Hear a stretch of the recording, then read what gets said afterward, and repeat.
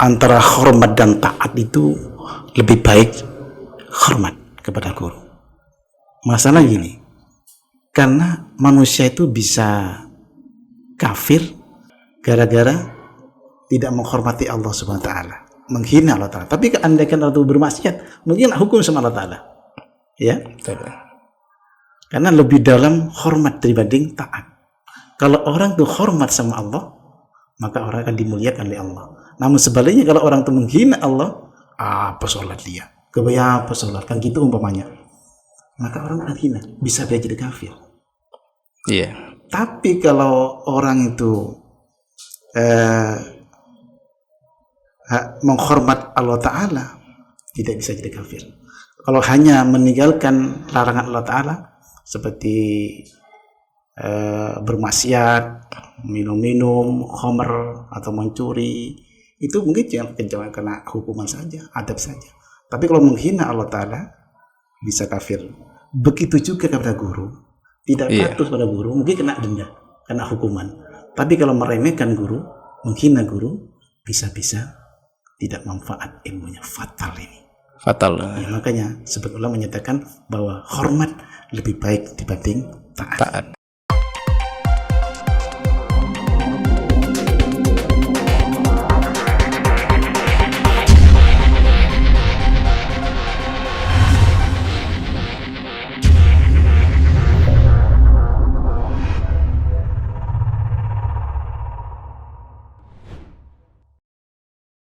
Assalamualaikum warahmatullahi wabarakatuh. Waalaikumsalam warahmatullahi wabarakatuh. Bismillahirrahmanirrahim. Alhamdulillah. Allahumma salli wa sallim ala sayyidina Muhammad ibn Abdullah wa ala alihi wa sahbihi wa mawalah. Qala Allah Ta'ala, "May yuti'ir rasula faqad ata'a Allah wa man tawalla fama arsalnaka 'alaihim hafidha." Shadaqallahul azim. Amma ba'du. Alhamdulillah, sampai berjumpa kembali di acara podcast kecintaan kita, yaitu Suara Mangkisan. Mungkin beberapa waktu yang lalu, 1 atau 2 minggu kita belum update pembahasan. Alhamdulillah pada kesempatan siang hari ini kita menghadirkan sesuai dengan misi adanya podcast ini, bahwa tujuannya adalah bagaimana pesantren Fatihul Ulum Mangkisan melalui lidah-lidah para alumninya bersuara dalam menanggapi apa-apa yang terjadi di masyarakat. Alhamdulillah, langsung saja para pecinta podcast Suara Mangkisan. Pada kesempatan kali ini saya menghadirkan, tim menghadirkan seorang ustadz periode 90-an, Ustadz ya? Iya, insyaallah. Lebih detailnya mungkin nanti narasumber bisa sedikit menjelaskan tentang pribadinya, mungkin sedikit. Namun yang saya tahu, Ustadz tahun 1900, ini memang sudah biasa Ustadz, kalau pertama kali sedikit profilnya dijelaskan Ustadz.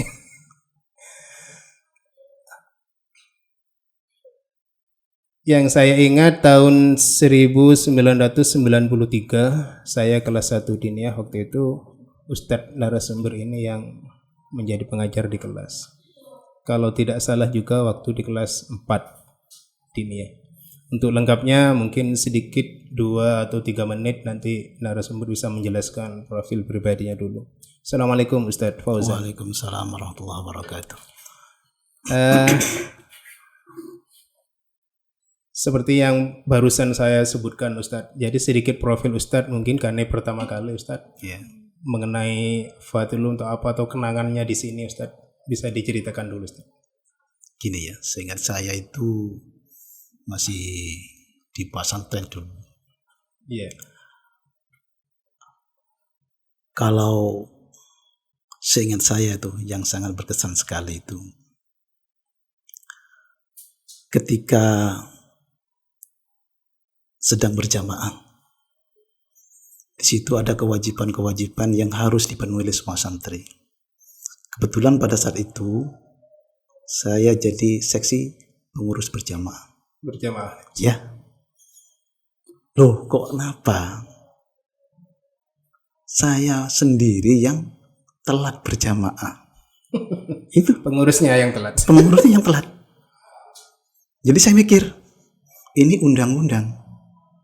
Walaupun bukan undang-undang sesepuh. Undang-undang hasil keputusan pengurus dan asatid. Iya. Saya menghormati itu. Jadi saya gak keluar pada saat itu 2 hari. Nindak sendiri. Menghukumi sendiri. Itu berarti saya itu betul-betul menjaga aturan-aturan, walaupun itu bukan aturan dari sesepuh, tetap saya menghormati aturan itu. Baik Ustaz, itu kenangannya Ustaz. Iya. Kalau masuknya Ustaz di Fatih Ulum dulu tahun berapa Ustaz? Sekitar 87. 87. Insya Allah 87. Berarti masih apa ya Ustaz? 86 insya Allah ya. Masih ada almarhum Kiai Hanan Ustaz.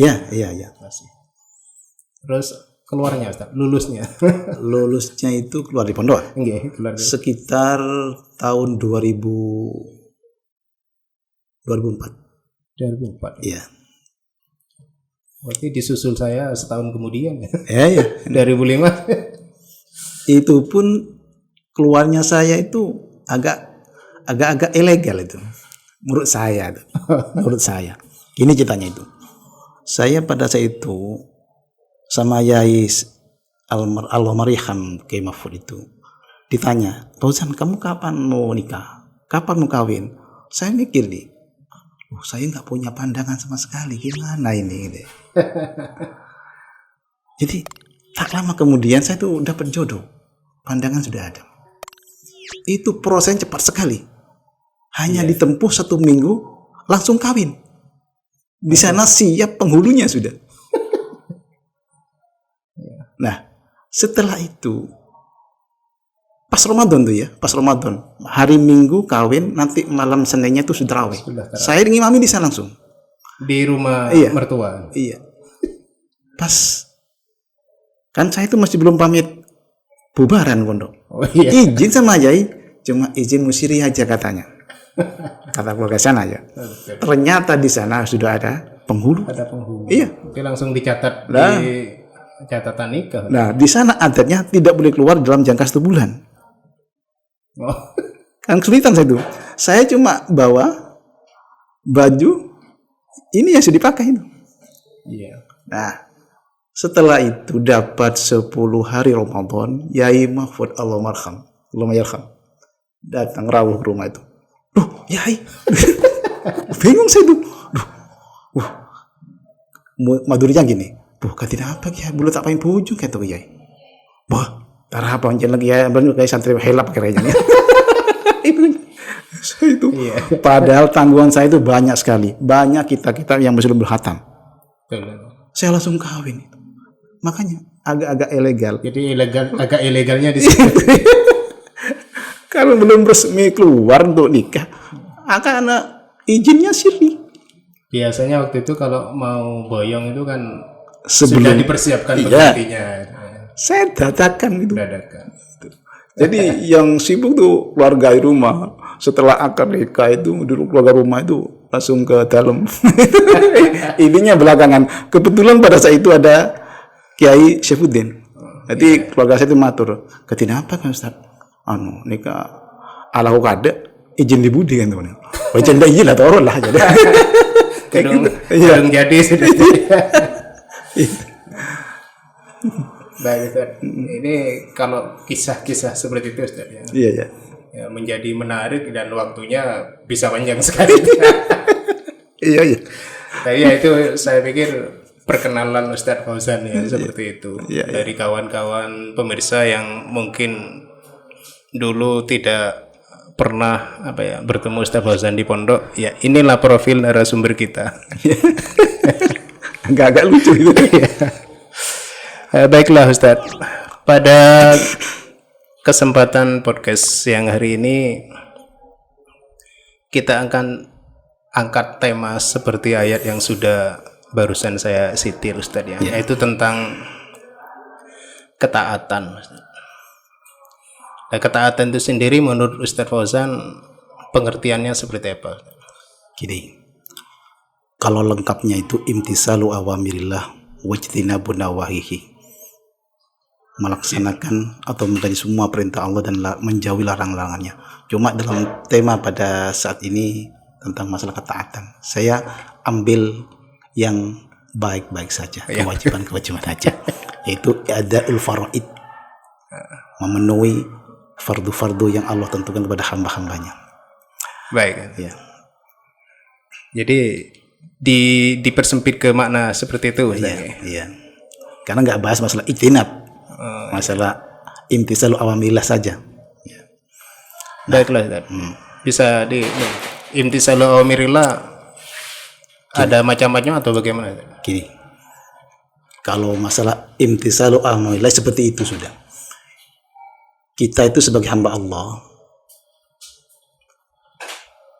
harus melaksanakan semua perintah Allah Subhanahu wa taala yang berupa kewajiban-kewajiban atau fardu-fardu itu dengan kemampuannya hamba itu sendiri. Mengingat iman hamba Allah itu berbeda-beda porsinya itu. Nah, yang penting kita itu kepada Allah beramal dan terus beramal sebagai bentuk pengabdian kepada Allah Subhanahu wa taala. Jadi kita melaksanakan kefarduan yang Allah wajibkan kepada kita itu, kata Allah, melaksanakan fardu-fardu itu tidak bisa mendekatkan hamba kepada Allah tanpa ditopang dengan sunnah-sunnah. Baru kalau hamba-hamba itu melakukan sunnah-sunnah akan mencapai cinta Allah Ta'ala. Jadi semua amalan-amalan, khususnya amalan-amalan yang Allah fardukan kepada hamba-hambanya itu, ini sebagai bentuk pengabdian seorang hamba kepada Allah SWT. Keharusan sudah. Iya. Tapi ingat, sesuai dengan kemampuan hamba itu sendiri. Ya. Nah, ini yang menarik bagi saya. Iya. Sesuai kemampuan itu mestinya kan apa ya? Tidak ditafsiri sendiri-sendiri. Iya. Jelasnya seperti apa? Iya. Semua itu tergantung ilmu masing-masing. Ya. Orang tuh takwa, patuh, taat sama Allah Ta'ala itu tergantung berapa besar ilmu yang dia miliki. Kalau dia ilmunya lengkap, insya Allah taatnya luar biasa. Ya. Namun kalau ilmunya sedang-sedang aja, ya seperti itu sudah. Cuma Allah memaklumi keadaan hambanya yang sedang-sedang saja. Allah itu tidak akan memberi beban yang berat kepada hambanya yang tidak mampu. Jadi kata-kata takwa itu atau patuh itu adalah taatlah kamu sesuai kemampuan kamu semua. Lah sekarang bicara kemampuan itu, misalnya ada seorang hamba malas belajar misalnya. Ya. Artinya apakah itu termasuk dimaklumi juga? Iya. Termasuk dimaklumi. Dan tapi ingat ya, walaupun itu dimaklumi, orang itu sendiri harus belajar. Belajar, harus mau berubah. Karena semua itu ada nikmat dalam tubuh manusia itu sendiri, yang mana nikmat itu harus dipupuk. Bagaimana sekiranya nikmat itu keluar dari tubuh orang itu, sehingga orang itu mau kembali kepada Allah Subhanahu wa taala. Berarti ya tidak diam diri, maksudnya harus belajar. Harus ada kemauan yang berubah. Itu kalau bicara taat kepada Allah, ketaatan kepada Allah. Berkaitan dengan itu juga, Ustaz. Kalau dulu saya pernah dengar lah istilahnya. Untuk apa belajar banyak kalau tidak diamalkan? Itu bagaimana Ustaz berpendapat tentang Dev itu? Itu pemahaman yang kacau itu. Kacau itu. Namanya ibadah itu jangankan faham, belajarnya sudah pahala itu. Belajarnya sudah pahala. Apalagi faham itu. Jangan berandai-andai kita belajar padang nanti jadi apa. Itu nggak boleh seperti itu. Itu namanya orang yang putus asa. Artinya belajar itu terpisah dari jadi apa? Iya. Enggak, belajar itu sudah Ya ibadah. ibadah. Kata Termasuk jihad itu sudah. Iya. Sama-sama ingin menegakkan agama Allah SWT. Berarti gimana Ustaz ya? Artinya orang yang belajar tidak kelihatan sujud misalnya, anggaplah ibadah itu sujud. Ya berarti ya baik-baik saja jadi ya. Belajar terus. Iya, terus Dibanding dengan yang sholat terus misalnya. Artinya dua hamba ini menempuh jalan belajar sama menempuh jalan sholat misalnya, itu kan sama-sama ibadah Ustaz. Ya. Apa bisa diartikan seperti itu? ya, kalau ibadah sama Allah itu memang khusus hubungan sama Allah. Kalau belajar itu adalah sebagian amaliyah, merupakan amaliyah yang afdol sekali, yaitu bagian daripada jihad kepada Allah Ta'ala. Dan untuk ibadah sendiri, ya untuk orang itu sendiri. Tapi kalau jihad seperti belajar, itu manfaatnya untuk orang lain juga. Selain dirinya sendiri, juga orang lain akan menikmati daripada ilmu itu. Yang belajar. Ya. Baik Ustadz. Saya semakin hangat. Iya. Sekarang itu kan anggaplah Allah, mungkin nanti bisa lebih diperjelas lagi Ustaz. Bagaimana dengan ketaatan itu ketika dihubungkan dengan Rasulullah SAW? Nah, Jadi seorang hamba itu dianggap taat pada Rasul itu jika seperti apa? jadi taat kepada Rasul itu memang harus. Iya. Jangan taat kepada Allah saja, itu keliru. Dua-duanya harus ditaatin. Justru Rasulullah lah yang bisa mengantarkan kita itu bisa mengenal Allah. Berarti taat Rasulnya itu. Iya. Sunnahnya. Jadi kita harus taat juga pada Rasul, mengikuti lampah-lampah Rasul, apa yang diperintah Rasul, dan menjauhi larangan Rasul. Dan kalau tidak taat sama Rasul, itu berarti orang tidak taat sama Allah. Karena Rasul Muhammad SAW adalah pesuruh Allah. Suruh wakilnya. Iya. Kalau tidak taat sama Rasul, samanya tidak taat kepada Rasul, kepada Allah Subhanahu Wa Taala. Jadi kata Nabi Muhammad SAW, "Faman ato'ani faqad Allah, waman asoni faqad asallah." Barang siapa patuh taat pada saya, itu sudah jelas taat kepada Allah. Namun sebaliknya, kalau maksiat sama saya, sudah jelas orang maksiat sama Allah Subhanahu Wa Taala. Artinya ya tidak bisa dipisahkan ya, antara taat Rasul dan taat Allah. Ini samanya muaris dan muaros ini sama-sama dihormati ini, diagungkan ini, dipatuhi.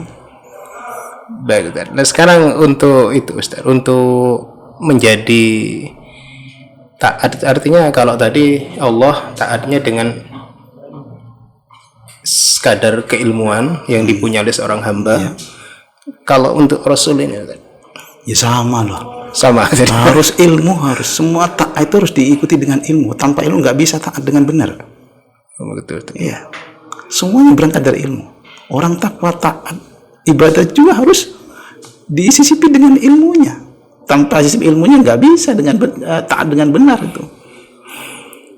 Sekarang bagaimana kalau ini saya tarik ke fenomena yang lagi ramai mungkin Ustaz, kan sekarang banyak di media-media apa ya, seakan-akan itu ya, dalam tanda kutip belum pernah ada di pesantren, ya tidak belajar dengan serius tetapi sering bicara agama. Ya. Terhadap fenomena itu bagaimana Ustaz memandang kaitannya dengan ketaatan itu? Gini ya, masalah ilmu itu di mana saja mau disebarkan. Di pesantren itu boleh, di luar pesantren itu boleh. Bahkan masalah jumlah ilmu yang digapai itu walaupun sedikit tetap ada kewajiban syiar untuk menyebarkan. Berarti dibagi-bagi. Nggak harus hafal semua, paham semua. Walaupun hanya tahu, oh ini larangan, ini haramnya lah, itu sampaikan. Dimanapun berada.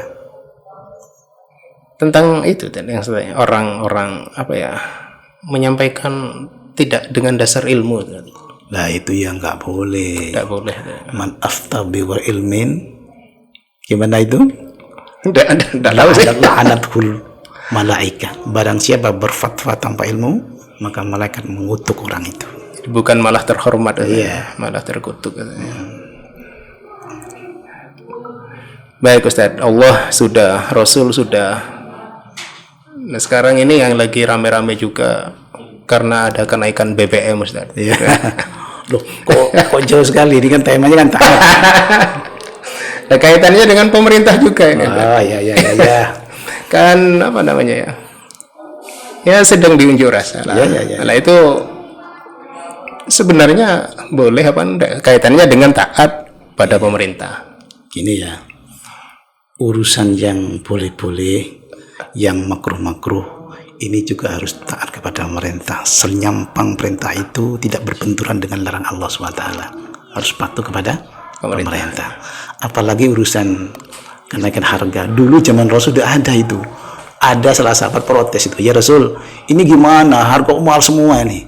Gini ya, Allah ingin menghendaki perubahan itu. Jadi kamu harus sabar aja. Bisa gara-gara itu dia apa kita lupa, saya itu baca dulu. Artinya hamba ini biar mikir Ustaz, ya. Iya.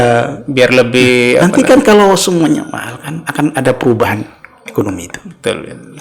Kalau diem di tempat nanti nggak ada perubahan, nggak maju-maju ekonominya itu. Lalu itu kan diikuti oleh banyak apa ya?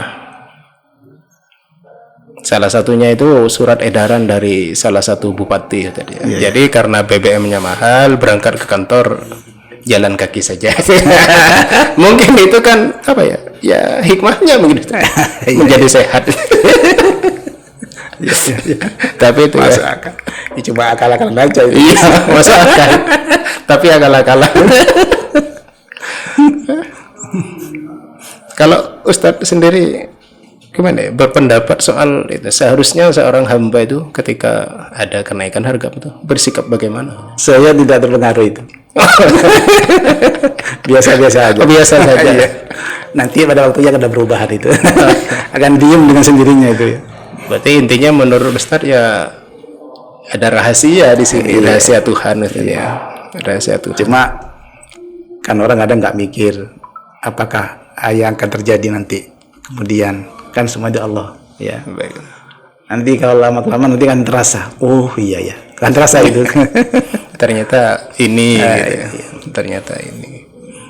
Ya sebenarnya kalau dipikir-pikir ulang memang seperti itu. Kemarin di musim corona itu justru banyak orang tambah kaya, tambah sukses.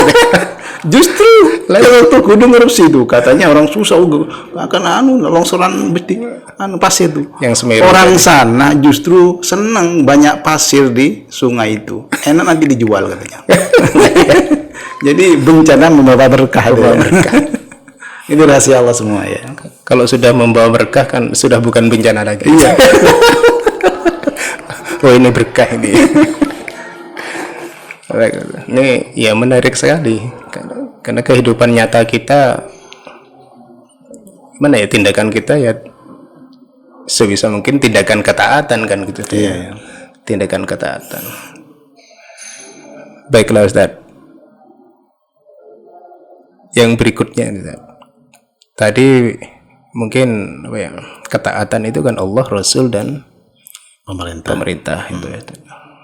Tapi di sisi lain bagaimana dengan ketaatan pada orang tua atau pada guru gitu. Ya. Artinya apa ya? Apakah tadi itu batasan sesuai kemampuan itu berlaku juga? Iya. Gini, kalau taat sama guru, sama orang tua itu memang harus bagi yang bersangkutan. Terutama santri atau anak-anaknya itu wajib taat dan patuh pada guru dan kedua orang tua. Nah, cuma dalam hal ini saya tidak tertarik ya salah taat itu. Semua orang tahu apa itu taat. Cuma saya lebih cenderung bahas tentang hormat atau takdim atau ikram kepada guru-guru. Itu yang saya lebih tertarik itu ya. Ya. Sebab gini ya. Ya, Ustaz. Sebab gini ya. Ada sebagian pendapat dari ulama itu bahwa antara hormat dan taat itu lebih baik hormat kepada guru. Masalah gini, karena manusia itu bisa kafir gara-gara tidak hormat pada guru. Artinya meremehkan. Bukan gara-gara tidak taat. Iya. Orang itu bisa kafir gara-gara tidak menghormati Allah Subhanahu wa taala, menghina Allah taala. Tapi andaikan orang itu bermaksiat, mungkin hukum sama Allah taala. Ya. Betul. Karena lebih dalam hormat dibanding taat. Kalau orang itu hormat sama Allah, maka orang akan dimuliakan oleh Allah. Namun sebaliknya kalau orang itu menghina Allah, apa sholat dia? Kebaya apa sholat? Kan gitu umpamanya. Maka orang akan hina, bisa dia jadi kafir. Iya. Tapi kalau orang itu menghormat Allah Ta'ala, tidak bisa jadi kafir. Kalau hanya meninggalkan larangan Allah Ta'ala, seperti bermaksiat, minum-minum, khamr, atau mencuri, itu mungkin jangan kena hukuman saja, adab saja. Tapi kalau menghina Allah Ta'ala, bisa kafir. Begitu juga kepada guru, tidak patuh pada guru, mungkin kena denda, kena hukuman. Tapi kalau meremehkan guru, menghina guru, bisa-bisa tidak manfaat ilmunya, fatal ini. Fatal. Ya, makanya sebetulnya menyatakan bahwa hormat lebih baik dibanding taat. Bahkan di sini ada cerita itu, kalau nggak keliru, Al-Iskandar Zulkarnain itu ditanya, limada tu'addimu ustadzaka aksaruh min abika. Ditanya oleh kaumnya itu, wahai Iskandar Zulkarnain, kenapa panjenengan kok lebih mengagungkan guru kamu dibanding bapak kamu? Apa jawabannya? Nikma maqalah. Ini ucapannya terbaik. Pertanyaan yang bagus ini. Gini kata Iskandar itu. Gini ya, kalau ibu saya itu menurunkan saya dari langit turun ke bumi, sementara guru saya mengangkat saya dari muka bumi naik ke atas. Perbandingan dawuh ini katanya bahwa bergantungnya arwah pada badan dalam rahim itu, ini turunnya seseorang yang ada ruhnya, bayi yang ada ruhnya turun ke muka bumi ini, ke alam fana ini penyebab adalah kedua orang tua. Tapi kalau guru yang mengangkat ruh kita dari alam fana ini menuju alam baqo. Sebab apa? Karena di dalam bayi itu tahu kesempurnaan mengenal Allah Subhanahu wa taala. Gara siapa? Gurunya. Guru. Iya.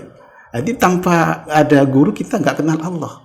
Makanya derajatnya guru lebih tinggi dibanding orang tua sendiri.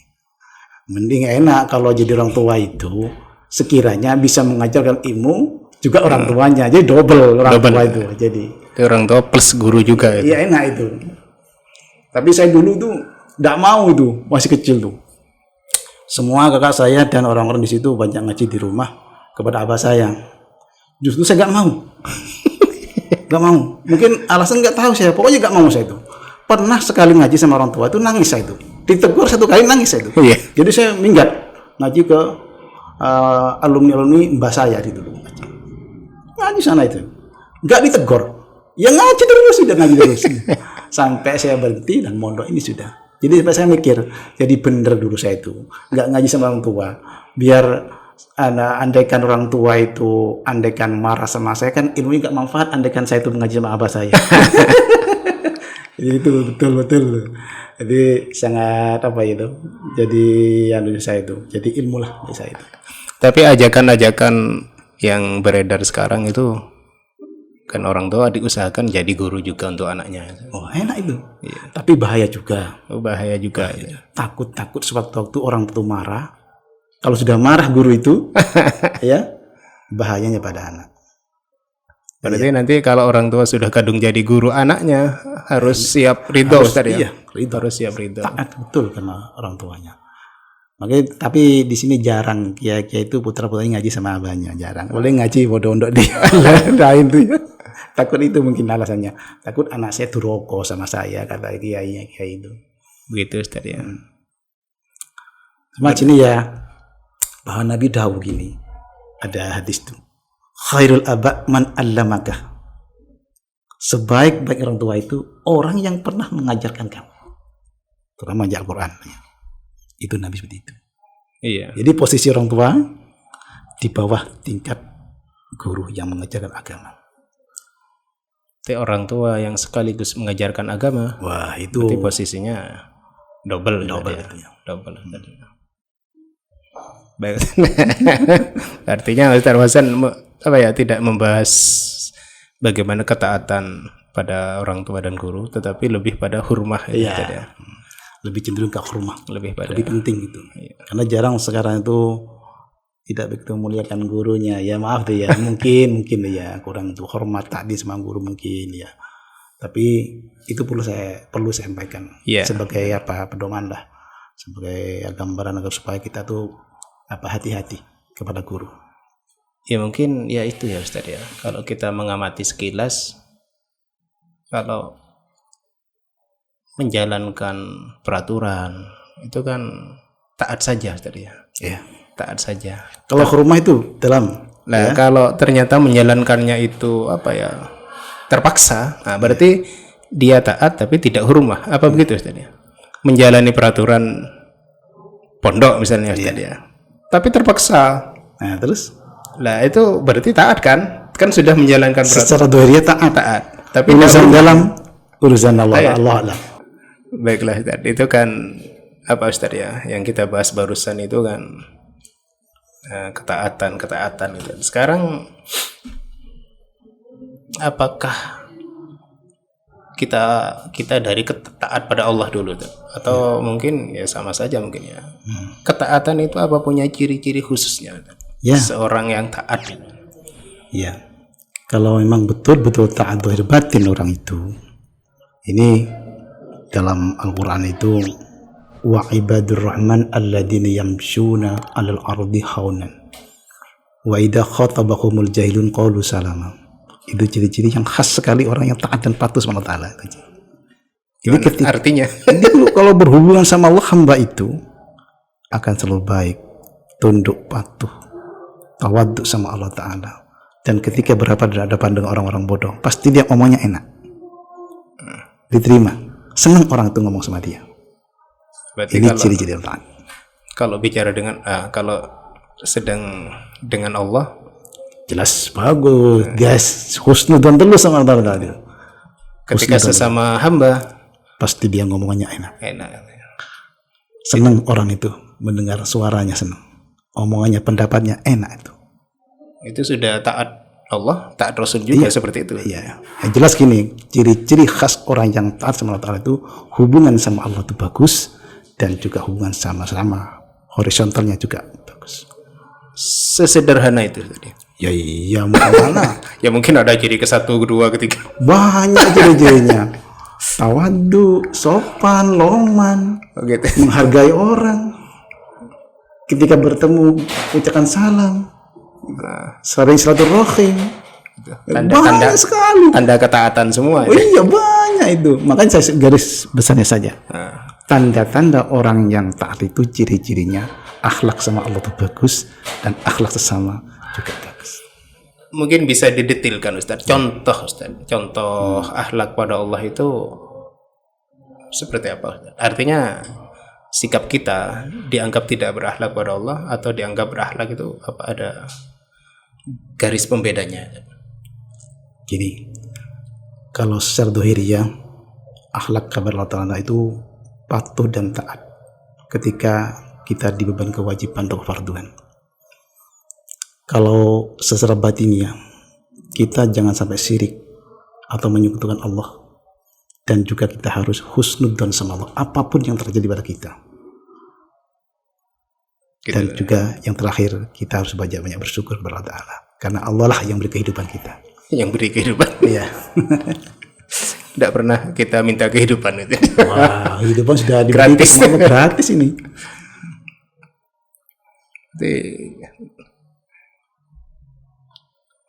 Sekarang kan gini Ustaz, melihat apa ya? Kita itu kan misalnya ada perintah berteman dengan orang yang baik gitu. Berarti kan kita harus tahu gitu. Iya. Berteman dengan orang yang taat kan kita harus tahu. Apa kita cukup melihat oh dia sudah sholat, oh dia sudah puasa, berarti sudah cukup sudah untuk disebut orang taat gitu. Panjenengan pengen tahu orang baik. Ya kira-kira seperti itu. Kalau pengen tahu orang baik, siapa temannya? Cari temannya itu. Teman orang itu. Teman sebenarnya. Cari dia. Teman dekatnya. Iya. Gitu. Kalau teman itu baik, pasti orang itu baik. Namun sebaliknya, kalau temannya jelek, insya Allah itu juga enggak. Itu teori atau gimana? Bukan. Kan ada daun-daunnya. Insya Allah di talent-talent itu ada. Sudah kaidah. Iya. Ibarat sendal ya. Sendal dua itu. Kalau nggak serasi mungkin nggak nyaman itu ya. Oh, sandal itu teman juga. Iya. Kalau satunya ke barat, satunya ke timur. Ya jelas. Gimana cara berjalannya tadi? Iya, Pasti betul. sandal itu sama dengan yang satunya. Saling melengkapi satu sama lain. Artinya Kalau sama-sama agak ngiri semua, kan nggak nyaman dipakai itu. Iya. Pasti temannya, pasti itu baik kalau teman itu baik. Kekurangan satu sama lain pasti dilengkapi dengan satu sama lain. Berarti lihat temannya. Iya. Seperti memilih jodoh berarti ini. Iya. Iya. Yang saya ingat dulu ini. Lihat dulu temannya. Kami survei dulu kamu. Survei. Langsung kan gimana nanti ya? Ya kalau benar, kalau nggak benar. Baiklah Ustaz. Padahal ini saya berharap ada ciri-ciri gini, sifatnya gini. Banyak itu, Banyak, terlalu Ustaz, ya. banyak. Terlalu banyak. Baiklah. Tidak bisa dipaksa. Iya, terlalu banyak. Sampai kapan nanti menjelaskan ciri-ciri itu? Iya. Saya ambil garis besarnya saja. Hubungan sama Allah Ta'ala baik.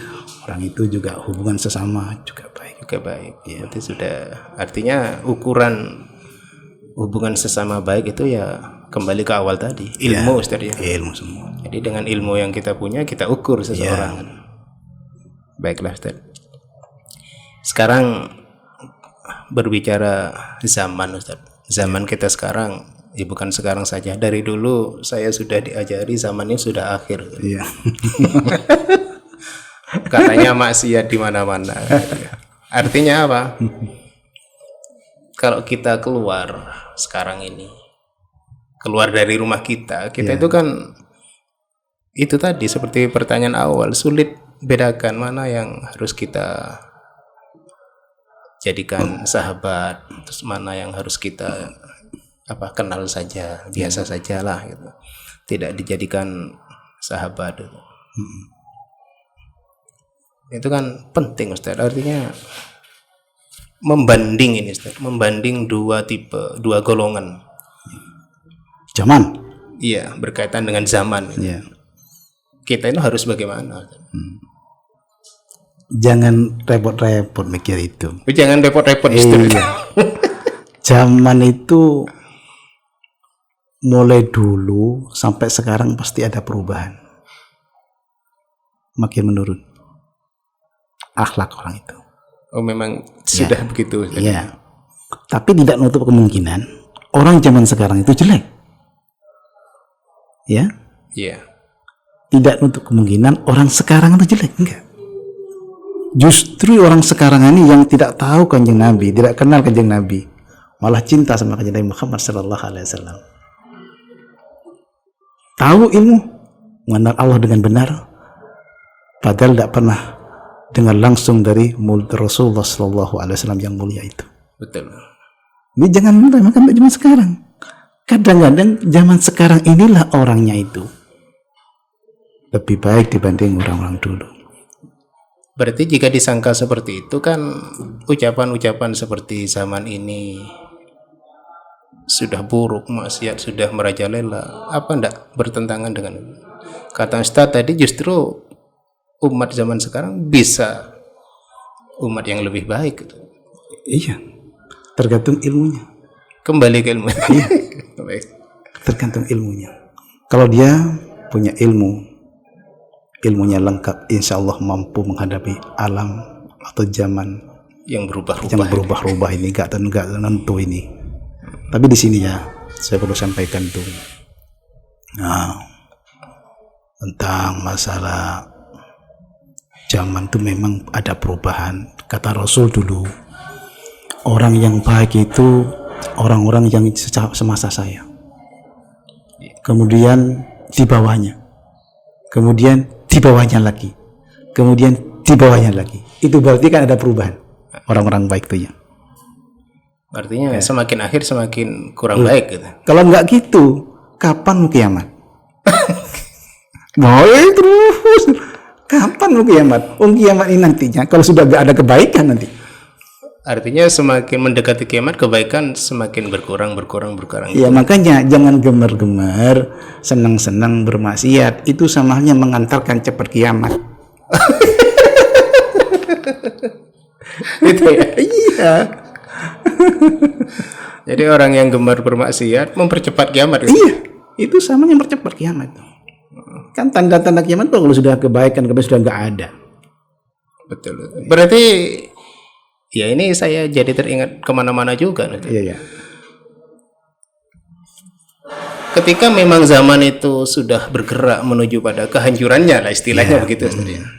Terus bagaimana dengan aktivitas yang seakan-akan mau memberantas maksiat, memberantas korupsi, memberantas apalah yang sifatnya ingin memperbaiki keadaan zaman.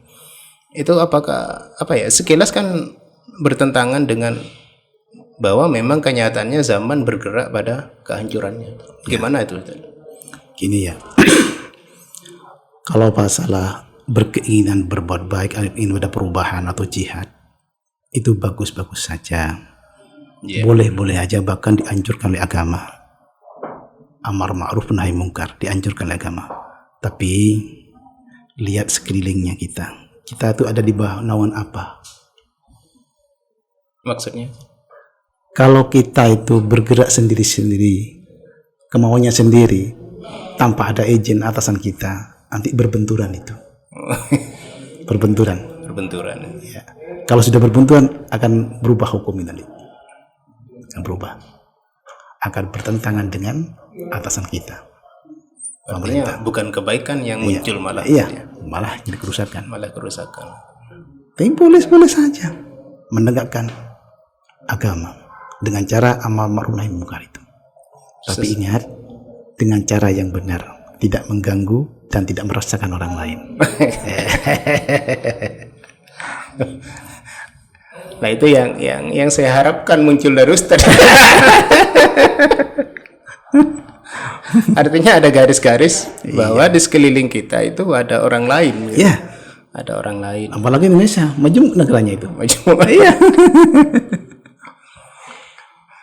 Iya, baik. Berarti ya ini agak liar juga pembahasannya, Ustaz. Ketika beberapa bulan kemarin rame-rame soal speaker itu, Ustaz ya. Iya. Bagaimana itu? Speaker itu sebenarnya boleh-boleh aja musiar. Itu pengantar untuk ibadah. Cuma cara menanggapin itu yang macam-macam itu. Ya nggak apa-apa sebenarnya itu. Walaupun pakai suara yang keras lantang nggak apa-apa. Yang penting tidak mengganggu di waktu-waktu tertentu. Intinya tidak mengganggu orang kan tetap. Iya. Kalau malam jam 10 tuh itu tidak boleh rame-rame mengganggu orang lain. Kalau jam-jam tertentu seperti zuhur, asar, maghrib, bisa subuh, itu boleh-boleh aja. Iya. Masa siar mau dihadang? Nah, itu ya. Siar mau dihadang. Kan kalau tidak salah pembatasannya kan hanya waktu ketika malam, Ustaz itu ya. Iya. Ketika malam. Malam kan cuma waktu jam berapa? Jam 7 Isya itu. Betul. Belum nyampe jam 10. Gimana kalau bandingannya ya? Orang yang punya hajatan tuh. Kadang sampai jam 11 sound system itu. Kok nggak mereka saja yang dihalangin? Yang diatur ya. Iya, dia diatur. Cuma adzan sebentar, mungkin 5 menit mungkin. Kok dipermasalahkan hanya pakai speaker? Itu kan cuma mengada-ada aja itu. Ganggu namanya itu ya. Intinya menurut pandangan Ustadz Fauzan itu tidak sampai mengganggu Ustadz ya. Tidak ada yang terganggu dengan suara itu. Adzan itu syiar mulai dulu jemaah itu sudah ada itu. Memang dikeras-keraskan. Iya. Bilal suaranya lantang sekali. Suruh naik ke atas malah Bilal. Ya mungkin ya wajar aja lah orang seperti itu. Punya alasan tidak setuju wajar aja. Oh namanya negara maju. Iya, artinya kan mungkin yang menetapkan kebijakan juga menerima masukan dari berbagai unsur. Mungkin. Jadi itu menengahi. Emang kesulitan sebagai dia menjadi pejabat, kesulitan kalau masuk dalam permasalahan seperti itu. Baik Ustaz. Kita sudah sampai pada penghujung pembahasan Ustaz ya. Berbicara ketaatan, kita kembali lagi ke garis. Ketaatan itu ada batasnya atau tidak Ustaz bagi seorang hamba? Gak ada batasnya. Gak ada batasnya. Iya. Mulai dia taklif balik, akil balik, dia harus patuh dan taat sama Allah sampai wafat atau meninggal. Jadi kata Allah Ta'ala itu wa'bud rabbaka hatta ya'tiyakal yakin. Itu wa'bud di mana ajek istiqamah kon untuk taat kepada Allah Ta'ala sampai kau meninggal. Berarti yakin itu meninggal itu tadi. Iya. Sesuatu yang pasti gitu. Iya. Yakin mati sampai mati kita taat sama Allah Ta'ala. Itu pun diukur dengan kemampuan seperti hati itu ya. Nah, cuma bisa dirampingkan lagi taat itu, lebih dirampingkan lagi. Iya.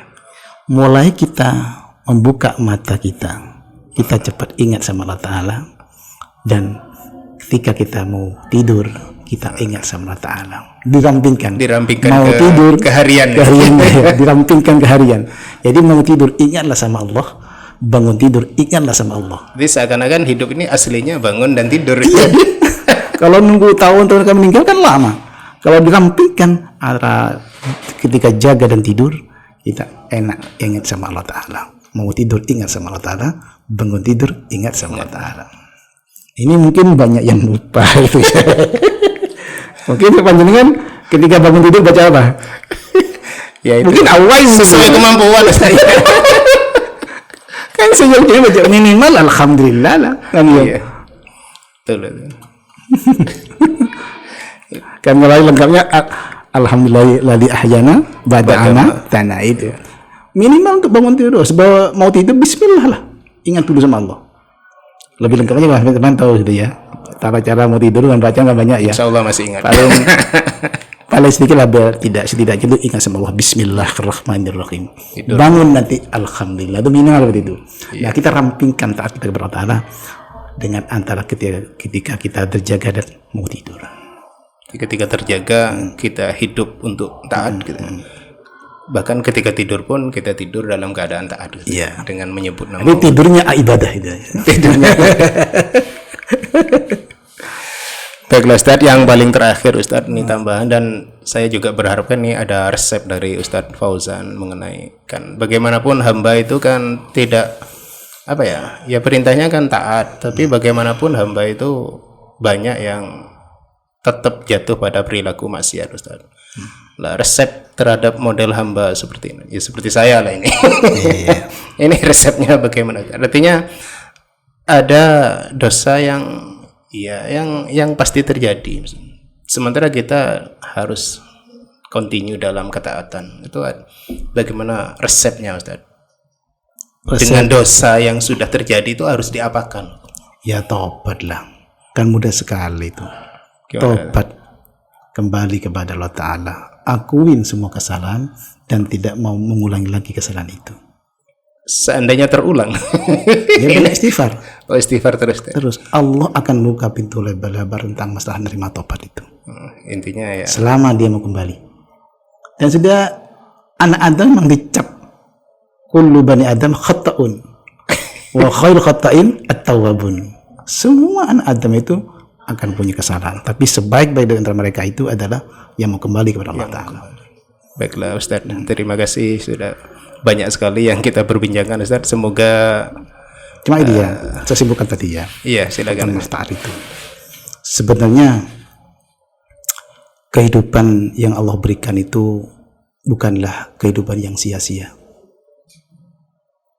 Itu bermakna sekali untuk kita sebagai hamba Allah Ta'ala. Kan dalam ayat itu, wa ma khalaqatul jinna wal insa illa liya'budun. Itu kalau Syekhona Mas Nawawi Sitogiri dari teman saya itu dulu ngaji itu dimaknain wa ma khalaqatul jinna wal insa illa liya'budun, tidak saya ciptakan jin dan manusia melainkan hanya untuk mengabdi kepadaku, menghamba kepadaku, jawane ngaulo ning aku, bukan untuk ibadah. Kalau ibadah, andaikan disuruh ibadah, maka hamba-hamba Allah itu tidak akan lalai walaupun sedikit pun, walaupun sekedip mata, tidak akan lepas untuk ibadah semata. Sementara kemampuan hamba itu sendiri kan terbatas. Maka di situ dalam penafsiran ulama dimanain yuti'u, pengabdian, ketaatan kepadaku. Jadi tidak saya ciptakan jin manusia melainkan untuk menghamba atau mengabdi atau taat kepada saya. Nah, jadi kita hidup itu yang Allah berikan kepada kita, mari kita gunakan dengan sebaik-baiknya sesuai kemampuan kita. Sebagai bentuk syukur kita kepada Allah akan terciptanya kita, itu ya. Agar supaya kita tidak jadi hamba yang tidak berterima kasih kepada Sang Pencipta. Maka itu harus terus dan taat kepada Allah. Jangan sampai lupa siapa Sang Penciptanya itu. belajar ya bersyukur sama Allah Ta'ala. Baik Ustaz, pemirsa Suara Manggisan, mungkin beberapa poin saya yang ingat ya. Jadi di akhir acara saya ingatkan lagi bahwa makna dari taat adalah melaksanakan perintah dan menjauhi larangan. Tentu karena kita manusia tidak terlepas dari kelemahan, maka ketaatan itu semampunya, sesuai dengan ilmu kita, supaya lebih taat, lebih bagus taatnya, semakin bagus, maka ilmu kita ditambah dengan cara belajar. Ya. Kira-kira seperti itu Ustaz ya? Ya. Baiklah Ustaz, saya sebagai pemandu acara Ustaz, jika ada pertanyaan atau guyonan yang kurang berkenan saya mohon maaf. Dan untuk pemirsa Suara Manggisan, seperti biasa pertemuan kita ini disalurkan di channel Pondok Manggisan. Itu adalah channel resmi. Yang belum subscribe silakan subscribe dan tontonlah banyak di channel ini perbincangan-perbincangan yang bermanfaat. Jika para kawan-kawan alumni mau mengusulkan mungkin siapa yang mau kita hadirkan di studio, bisa langsung tulis di komen dalam postingan ini. Demikian Ustaz, apakah sebelum benar-benar ditutup masih ada yang mau disampaikan Ustaz? Nggak ada, sudah. Sudah cukup Ustaz ya. Baiklah pemirsa, itu akhir dari pertemuan kita. Kurang lebihnya saya mohon maaf. Assalamualaikum warahmatullahi wabarakatuh. Waalaikumsalam warahmatullahi wabarakatuh.